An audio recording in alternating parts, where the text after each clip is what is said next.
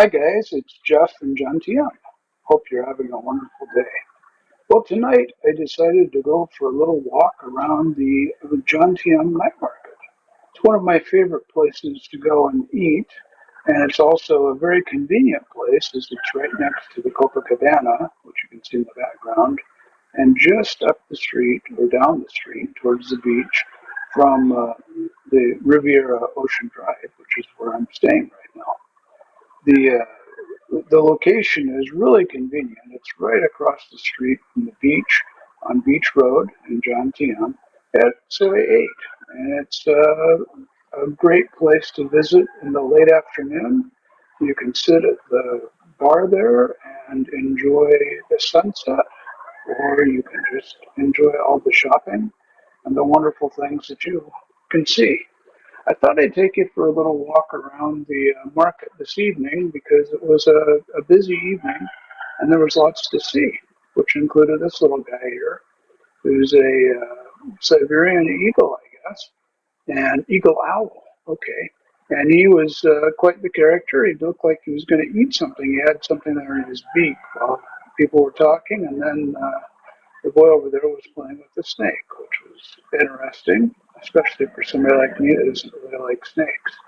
So I went ahead and I'm just going to walk through the market, show you what it looks like, give you an idea of what's going on. We'll pop a few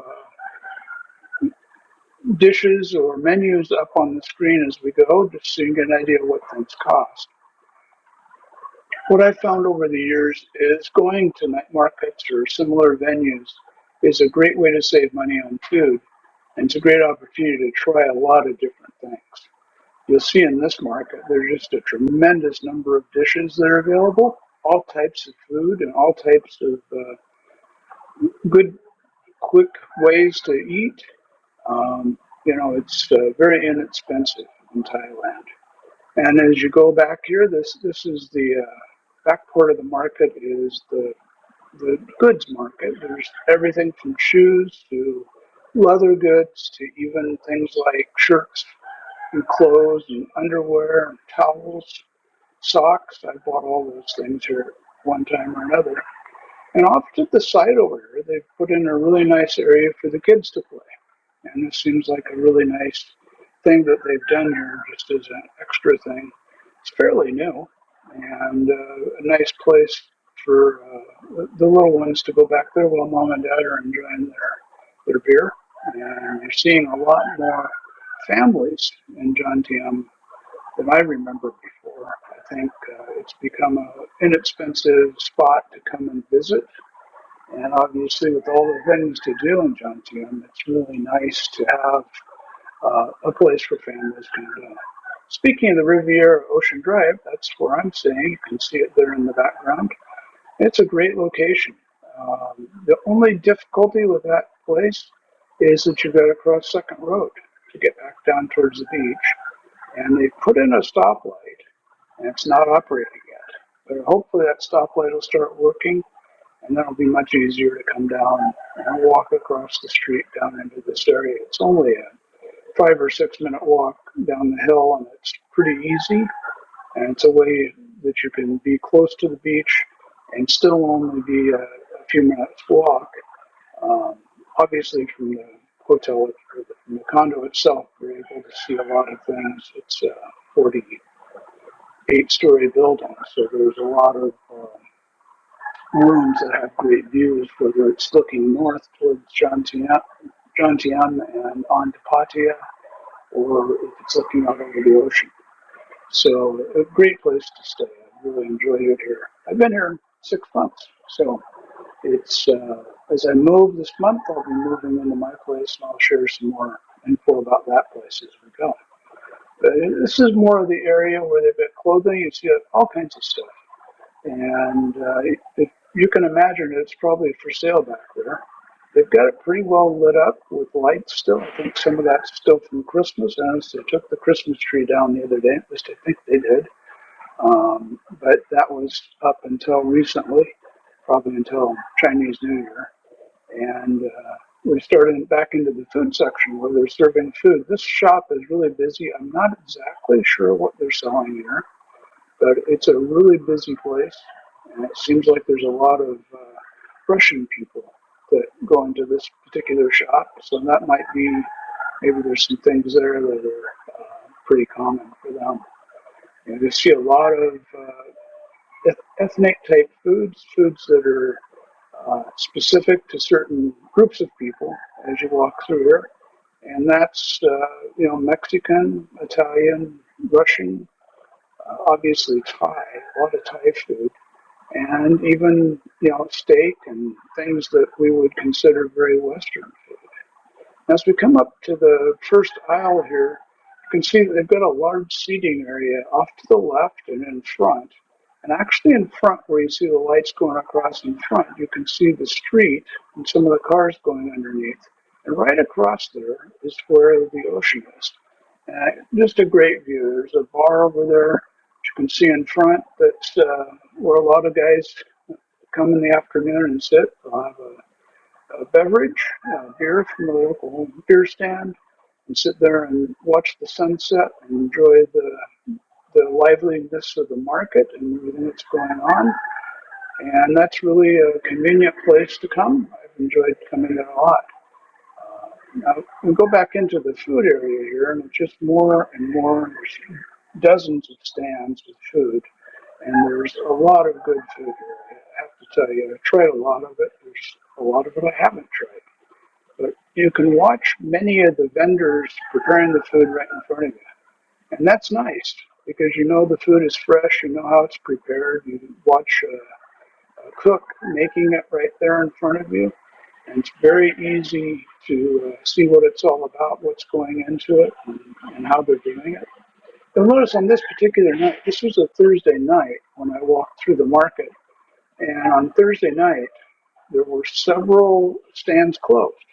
I think people kind of stagger their nights off, their days off, to give themselves a little bit of time to be with family and do what they need to do. Obviously, being open 7 days a week, it'd be really easy to be open every day. And probably for a lot of reasons, that'd be nice to be open every day. But everything, there's a candy shop. I noticed there's two candy shops. Now, there didn't used to be. But those are both serving some sort of truffles that are different flavors and very good. The standard food, very standard in Thai markets like this, is fried chicken. And there must be 5 or 6 locations selling fried chicken, which is nice. Now, one of the things, actually a couple of things I've noticed about buying clothes at a market is that, they don't have prices on it. And you'll find that fairly quickly that most shops don't have a price tag on anything in the shop. And you'll have to ask, how much is this? And when you do that, that's usually, at least for me, that's an indication that the price is negotiable. If they wanted to charge a standard price, they'd put a price tag on each item in the shop, and you'd be able to buy it for that amount. Well, in this case, a lot of these stores don't have any prices. And to me, that's the indication that it's time to negotiate.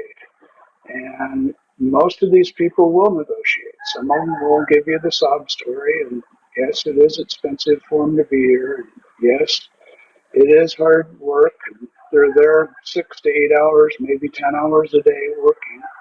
But it's their job, and it's their choice they've made. And yeah, negotiating is part of the culture.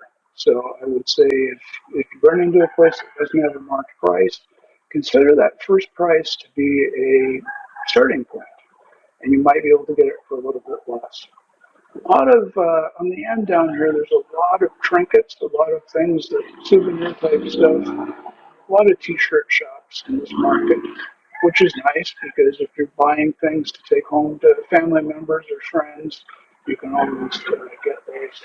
The elephant pants is the other thing that a lot of people buy. The Thais, for what I know, pretty much use those for sleeping, or lightweight pant. They usually have some sort of an elephant design on them, hence the name elephant pants. And you see a lot of people walking around town, which I always have to chuckle, just because to me, when I've been in the villages or been with Thai people, the only time they wear them is when they're going to bed. to like a pajama bottom almost, what we would call in America. But that's kind of a funny little thing to think about if you're walking through there.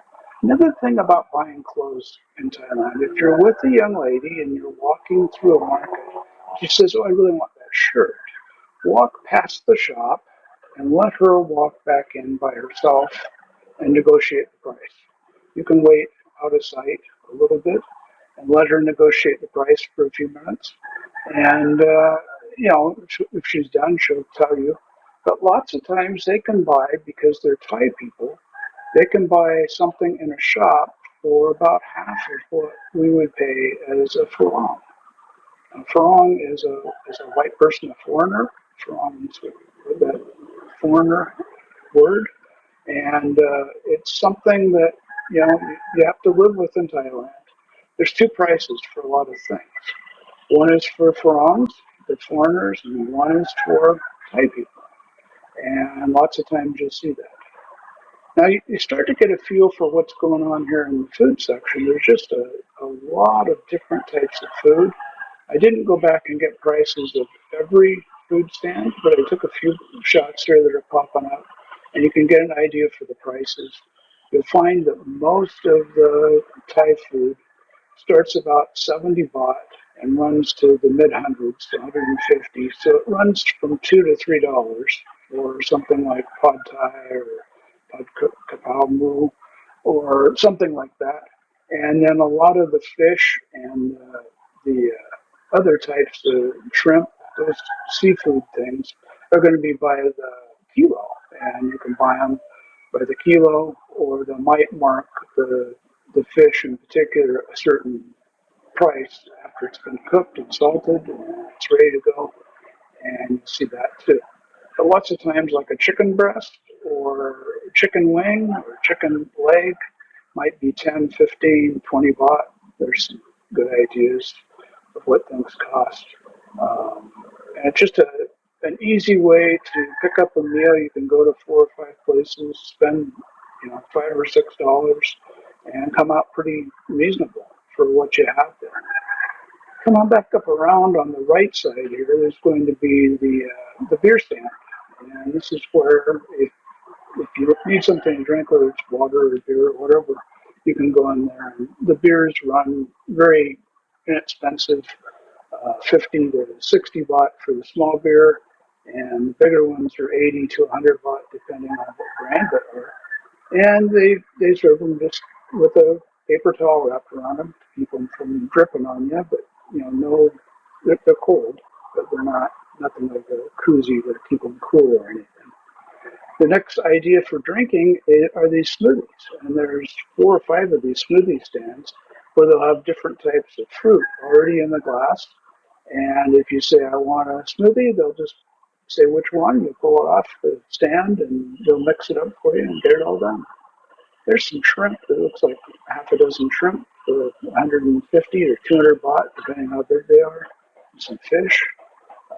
You can always get some fresh seafood and some fish or some chicken and some rice, something like that. A lot of opportunity to buy an inexpensive meal and good food. I've always enjoyed eating this type of food. And they've got a little bit of everything. You'll see a pizza place here in a minute, and that's not unusual. There's some sushi. This young lady that's run the sushi shop, I just noticed that. I don't remember seeing that before, so things are always happening. And Mr. Boone Pad Thai, he always has a big crowd. I've got a video I'll put out pretty quick. He does a great job. He's as much an entertainer as he is a cook sometimes, so that's kind of fun. But Mr. Boone makes good Pad Thai. If you're looking for Pad Thai, it starts at 70 baht for chicken and goes up to about 100 for mixed seafood. And then you get back into some of the more traditional tom yum soups and shish kebab type skewers. And then you've got some of the places, here's a pizza place. Some of the places doing fried chicken, and the place I like to go that basically cooks all types of Thai food is up here on the left. And she'll make you whatever you want, as long as she's got the ingredients for it. but I usually just have something like pad kapow moo or maybe fried rice or something from her. But there's all kinds of places in here. It's really an easy, convenient place to go and eat dinner, or it's open late. It opens about 5 o'clock. Some of the vendors don't show up till 6, but after 5 it starts getting busier, and by 7 or so, 7:38, it's really in full roar, and then it slows down about 10 o'clock. They do have a bar here, and that was the bar that we just passed. And the bar is something where you can get a mixed drink and sit there and drink it or take it with you. Uh, a glasses store, there you go. Have eyeglasses for a trinket store. Got all kinds of things in here on this side that are unique and different. And, I think if you're looking for it, you might be able to find it here. I remember looking for a pair of socks one night. My shoes were hurting out. I said, I need a pair of socks. Walked back there and was able to find a pair of socks very easily. But there are just lots of different things. All the goods back here are, make sure you look at them. Make sure they're not something irregular or something that's defective. But they all seem to be in pretty good shape. Well, there's some blouses or some tops there for ladies that were 79 baht. That's about $2, a little over $2.